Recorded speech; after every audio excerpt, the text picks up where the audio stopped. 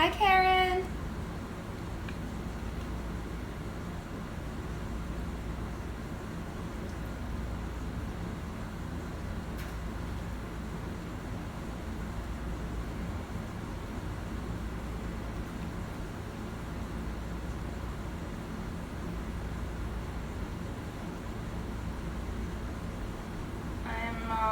Picking open some fleece to try to get as much VM out as I can. This fleece is fairly dirty, so there's like big poop chunks and stuff in here. There's not a ton of that, but I hit the pocket. I hit the poop pocket. So I'm trying to clean up another batch of this fleece. It's a really, really beautiful fleece once it's cleaned up. So it's, it's worth it if you put in the time, I guess. Or if you have the time to put in, which I don't often feel like I do, but you gotta make it. You gotta find it somewhere. Hey, Sarah. I've already got a batch of fiber cleaned up and drying so that I can dry shake it to get more of the hay out, but so that I can do the sampling for your custom merino there. But I was gonna retreat back upstairs, and then I was like, you should not leave your fleece bucket empty because I have like 80 pounds of fleece here. And yeah, if I do a little bit at a time, it's much better, especially because it's pretty dirty. It's pretty dirty. They did offer me a coated fleece, but I didn't take it. This was a very big bag of fleece for fairly cheap. So yeah. Oh my gosh, they're really, really scrumptious locks though. Look at how long these are. It's a big piece of hay. Hi, Erin. That is the stapling. So the tips are a little bit yucky, but when it comes out of the wash, it's, even after the pre-soak, it gets pretty nice. But once I give it that little dawn bath, comes out pretty bright and still retains some lanolin, which is something I was worried about with the dawn. I was like, I don't want it to fry it, but so far I haven't had that issue. I'm not using a ton. I used a lot in the first batch I did, and I've learned that I don't need as much. So it's all learning as we go. But I wanted to do a video of this since I was just like sitting here, and it's kind of boring, but it's soothing to pick apart fleece. It's just, I was sitting here and I was like, this would probably make a good video to show people like what a box of dirty fleece looks like and what's involved in getting it to be clean and then dyed, if that's what you're doing, and then either carded or combed or spun from the cloud or however, felted, whatever you're doing with it. Which is why I'm trying to pick it apart, because there's so much hay. Like my apron is covered right now. Hi, Lillian. My apron is covered right now, and I've only done like a tiny bit. There's so much VM. But I'm hoping that, with all the cleaning and prep and stuff that I do, that it'll be fairly clean for the recipient, whoever they might be. It's nearly impossible to get all VM out unless you have like an industrial combing type thing, like a mill to make top, because the cards don't do it. Like if I put this in a drum carder, all of this hay and dirt and whatever would just all get mixed in. And a hackle is basically giant combs, but it's still very manual. There's not, at least to my knowledge, there's not like a home version of a combing machine. nice. Shake it, shake it, shake it, shake it, shake it. So much is coming out.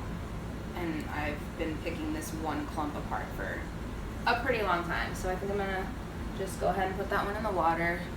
And this is just like room temp water from my hose outside.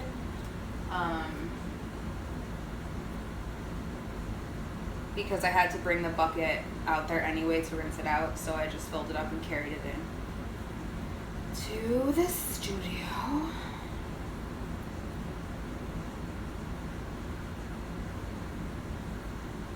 This piece isn't as bad. Some of it's like very, very filled with hay.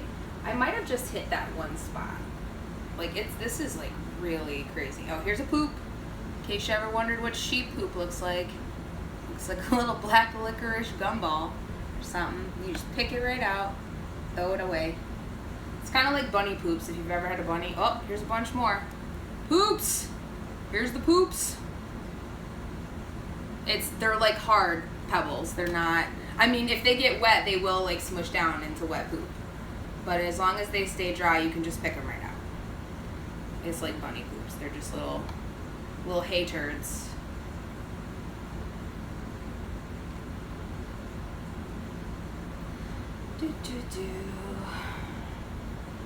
Oh my gosh, it's so filthy. I feel like I need a cloth on top of my apron so that I can more easily dump off what's in my lap. Okay, Karen says, how do you buy fleece? By weight? The farm that I bought this fleece from, I don't think they weighed it. I think they just had like this big bag of it because they used to send their stuff to a mill to get it made into roving, but they couldn't because of COVID. The mill that they usually use is closed. So this was just a shearing in a bag, and they were like, this much for it. So I don't know how much this one weighed. I know the sheep's name was Bo, and he was a ram, which might be why this fleece is slightly stinkier. But it's not that bad. It's mostly the poop part. Like as soon as I open the container, it's just like VM as opposed to VM. Okay. I'm glad I grabbed this apron because this is gross. Look at this pocket though. Look at how crimpy this pocket is. Like what? And all it is these tips are dirty. That's all. So yeah, typically a fleece is purchased by weight, and it can vary how much you're going to pay depending on the breed and quality of that particular fleece from that sheep. They typically, if you're buying a fleece, you'll buy that sheep's fleece. Most farms don't like mix all their sheep's fleeces together and just sell them off. If they do that, they're more likely to send it to a mill and have it milled into roving or top or yarn. So yeah, you basically buy a sheep in a bag, which is super fun. And sometimes they're really, really clean, especially if the farmer skirted the fleece very well, which is like pulling off all of the back end where all the poop and stuff is. They'll just chuck that right out the way. Anything that's down on the side, muddy kind of stuff. If it's just mud, it'll come out, but if it's like really kind of mussed up, they'll pull that off. And then some sheep are coated, which means they wear these like adorable little, like it's like an art poncho. It's like these canvas covers that go over them so that it minimizes how much hay, hey Roz, how much hay can actually get into the fleece. So this one was not coated. It looks like it loved rolling around in hay. But like I said, I think I just hit like a certain spot that was like that, because the rest of it does not look as dirty or poopy. So I might have just hit like the butt part of the fleece. So yeah, I'm just opening the locks so that some of the hay can fall down and some of the dirt can fall out. And to open up the locks so that the water can, you know, get into the real dirty parts and stuff like that. And again, this is just cold or cool water from my hose outside. I usually do like super hot water, but I've learned that for the initial soak, it's really not necessary. I like to do real hot with the soap because I'm trying to get some of that grease off, but yeah, it's not so bad. Oh my god, this is totally fiber porn. Okay, let me pull this off carefully. Oh. Look at that. That is perfection. Look at this bundle. So I could like literally just hold this up here and put this in a little bowl of soapy water and kind of run like a pick through it and open the ends up and get the soap in there, and you could probably spin this right from the lock. So this is where they sheared the sheep, so they shaved, the skin would be here and it's growing out here. They'd cut it here. So this is like the oldest growth and then this is the new growth. So this is like a nice example of like, oh my gosh. And all this yellow is lanolin. That yellowing that you see like towards the top there. It's, this is a fairly greasy fleece, which I like. And it takes dye very well, which has been fun. I didn't think I would want to dye it, but then I was like, okay, I have like the giantest sheep here. I kind of wish I had weighed the fleece so I knew how much I have, but honestly, like I haven't made a dent in this bin. And there's a lot in here. So honestly, I don't think I'm really that worried about it. This fleece is gonna last me like an eternity. Oh, it's so crimpy. Crimpies. Look at that. Yes. So nice. And my hands are like really shiny from the lanolin. Yeah, none of these are like so much cleaner. The only thing dirty is the tips. So I do still have to open them up though because the tips are stuck together. I learned the hard way that if I just throw the fleece in there, it doesn't get as cleaned. But like I said, if I wanted to keep the lock structure and maybe spin from the lock or do like a proper worsted, which isn't really my vibe, but you know, to keep everything aligned, I would just brush the ends through with a pick and some soapy water. But I am dyeing all of this. God, this texture is absolutely amazing. I'm dyeing all of it for the blending board, so it doesn't really matter. I really just want to get it as clean as I can. And yeah, be able to dye it. Although, oh my gosh, yeah, picking apart locks is like therapy in and of itself. You gotta like smells though. It's a smelly process.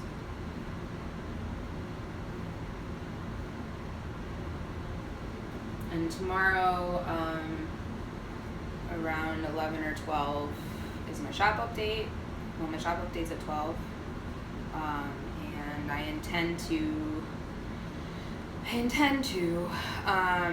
get pictures taken and get the post up on the site so that I can just like click a button to make it live. Which I've never done that before, so I'm not sure how that's gonna go, but because I want to do a dye session tomorrow as well with this fleece, or actually the fleece I've already cleaned, because this will only get its first soak today, which means its soap will come tomorrow. And this is a Cormo Romney cross, if you are breed curious about this delicious crimpy fleece. So yummy. So scrumptious. Like you can...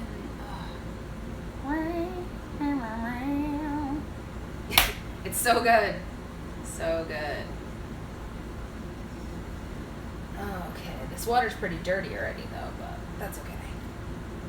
I don't like to put too much in at a time, even for the pre-soak, because I feel like the pre-soak would be more effective if, you know, there's real because there's so much fleece in here. It's ridiculous.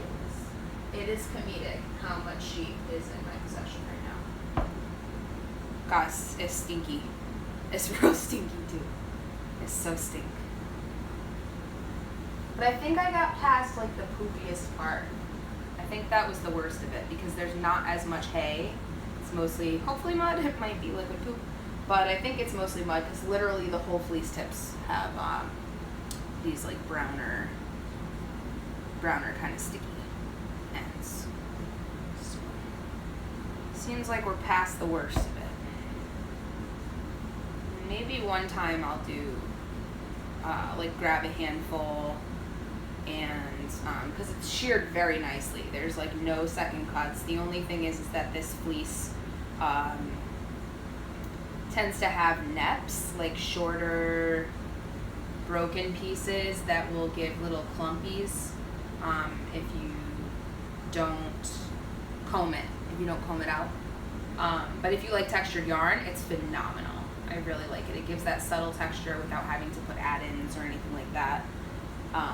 So I've been really enjoying it so far with the Rolags that I've combed up on my blending board and spun out. It's been very nice so far. But I did have to comb the fleece before I put it on the blending board because I wanted a smoother yarn. I didn't want a bunch of neps in the particular yarn I was spinning. So I did comb it first. But like I said, if you're spinning something with texture, then it'll have it already for you, something to work with. So, but if you want something a little bit smoother, you do have to comb it, which you can do with a pick. You don't have to buy like super expensive combs, although they do work significantly better. And it's quite a tedious process. So honestly, if you're going to get into fleeces, it's worth the investment. I would say more than a drum carder or anything else, honestly, if you're getting fleeces. Because like I said, with hand cards, it's a brush. You're just gonna brush whatever's in there back and forth. Some of the dirt and stuff will fall out as you go, especially if you like knock the brushes every once in a while, or the cards, I should say. They resemble a brush, so that's like the way I like to refer to them, so that people who don't spin can have any idea what I'm talking about. But yeah, if you're gonna get fleeces, combs are where it's at because you can remove the VM and get a really nice outcome. So I would say if one were asking which should I prioritize, I would absolutely get combs first because once this is clean and I put it on the combs, I can show you guys like what gets left behind is the shorter pieces that cause the neps, those little bumps, those little bubbles, and all the stuff, all the hay and dirt and stuff that falls out when you do it. So let's see where we're at here. Where's my pusher?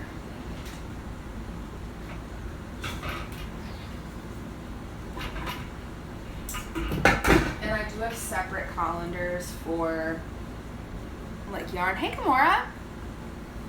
I do have separate stuff for yarn than I do for fleece. So if I'm buying like, nice commercial yarn to dye, which right now I don't have any more of. I have some to put in the shop that's already dyed, but I don't have any naked yarn left. And I'm trying to dye more fleece before I spend any more money out, to be honest. So, because I think I'm going to get a hackle for myself so that I can comb more fleece at a time. So I don't know if that's as much as I want to put in there. My hands are like so greased. Can you see how shiny they are? I'm not usually moisturized, so you'll probably notice. But this is what the water looks like right now. So I use this strainer, which again is for fleece only. And you can see, I think, let me move out of the way so that the light can, it's very cloudy. And what I do is I just kind of push down and I use that hangy piece that's at the bottom and I just kind of like, kind of stab down a little bit, I guess, to try to press those muddy compressed tips to, you know, kind of break them up a little bit. Now I can also see how much I have in here without reaching my hands into this nasty water by picking it up and seeing like, all right, and I usually don't like to do more than like a pretty heaping one of these at a time because I'd rather do cleaner than bigger batches just because I don't have water out here. I have to carry everything in and carry everything out. So luckily there's a door to outside where I can dump the dirty water and stuff right into the ground. It doesn't go through our plumbing or anything because we have septic. But I dump it right outside that door, but to bring water in for the dirty fleece, I typically will fill it up outside or I fill up my dye stock pot like 5 times I think it takes to fill this little cooler that I use. So it's just better for me to do smaller batches with what I'm working with now. If I ever got a commercial sink out here, which I would absolutely love, I don't know how it would even be possible with the way the room is set up because there's big windows everywhere, but then it could be different. You know, I could process a lot more fleece at once, but right now we're doing a little small batch. So yeah, that's pretty much all I'm gonna do for right now because that's a pretty decent amount and the water's quite dirty already. I'll take my phone out the tripod and show you. It's quite dirty. So that's about all I want to put in there because otherwise the water's not going to really be able to do a whole lot, right? If the water's like as dirty as the fleece you're putting in. And this is cold water. There's no temperature change here, but notice I'm not like stirring it up. I'm just pressing and just kind of like moving it through so that the water passes through and I kind of break up the lock a little bit. And that will sit until tomorrow. This is what's still left of Bo the sheep of this year's shearing. He's clearly a big boy because this is an ass ton of fleece.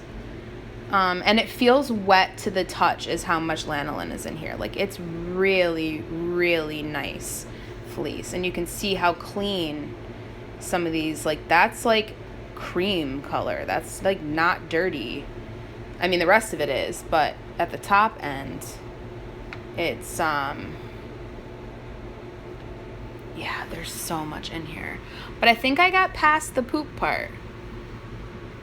So much, guys. Like, so much fleece is in here. Ooh, that part's real dirty. See? But they just shear. This is like a whole strip. They just shear off.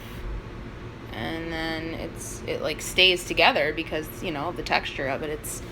It hangs on to itself. Look how long these are. Very nice. They're what, 5 inches, I would say. I'm not great with space and time, but look how greasy my hands are. That's how juicy this fleece is. It's an incredible fleece. I am honored to work with it. And this is New York sheep. These guys are in Hudson, New York. Blackberry Hill Farm. Oh, look at this. Okay, that's enough. I have things to do, guys. But yeah, so now I really should wash my hands before I touch my phone anymore. My hands are probably really disgusting. What I will do now is put these on top of here so that hopefully I lost one of the clips for the bin, and because it's out in the sunroom, I'm just scared that like mice and stuff are gonna get in, so I try to put something at this front end to make it harder at least. But yeah, I am either going to list stuff for tomorrow, which I should do, but I'm probably going to relax and work on my Tunisian test that I'm working on for Detroit Knots, aka NAT. It's super cute, and it uses 2 skeins of mohair, but not both. Like, you hold it double, and you don't need the full amount, so I'll have some left over. And 1 skein of fingering weight.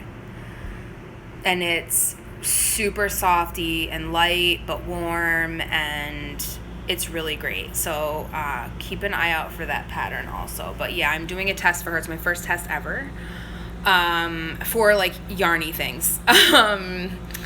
So I want to make sure I don't F that up and I can actually finish it in time.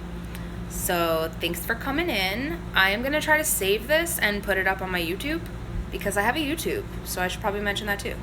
It's Signature Elements, and it's the same logo. It's the black background with the green peace sign leaf. So if you want to, you could subscribe. My videos are probably trash right now because I didn't watch them before I put them up. I was just like, oh, I have some yarny stuff. Let me see. So there might be like conversations no one's privy to. I don't even know. I really should take the time to watch them. I don't know if I ever will. But I tried to do editing. I tried to add music to cover what I might have been saying. But I guess YouTube only lets you have the music in like the beginning or something. I don't know. I haven't quite figured all that out yet. But anyways, I'm going to go up and yarn for a little bit and then probably, yay, thanks Karen. I love watching your YouTube videos, by the way. And you still remind me of my grandma every single time. She was not very crafty, but it makes me like, yeah, it makes my heart a little bit fluttery, so. But yeah, hopefully my content will get better and that I'll get better at doing this kind of stuff, but probably not, because I'm me and I like to do the stuff, not necessarily do the socially showy stuff. I'm not that great at that, but I want to share so that if people want to learn or just check it out, you know, there's more content out there, you know, like we're in an age of YouTube where, you know, you could have 25 videos about something and it still doesn't feel like enough. So in the interest of free shared knowledge, I am putting whatever I have up for better or for worse. So yeah, again, thanks for coming in, guys, and for all the love you show me all the time. I really do appreciate it. It helps a lot to encourage me to put this out. You know, I would do it on my own, off camera, but it's really nice to share it and not make people pay for it. Although people who make people pay for it likely deserve what they're asking to be paid because they've put in the time and the resources and stuff. I'm learning, so I'm sharing my learning process with you. I'm not an instructor. I don't have any professional training. So that's why I kind of feel like, yeah, let's see what we can do here. See what we can do together. All right, anyway, that's enough. I've said goodbye like 45 times. I hope you guys have a good day. The shop update's tomorrow at noon. I'm going to put pre-orders for my logo pin, the peace sign leaf, with the black background, and I also have some really cute pins from Shani Peas, as well as some hand spun yarn, some dyed yarn, some dyed fiber, not roving, it's just locks, so you'd have to do whatever you're gonna do with them. But anyway, that's what's going on. Okay, bye. Love you guys. Bye.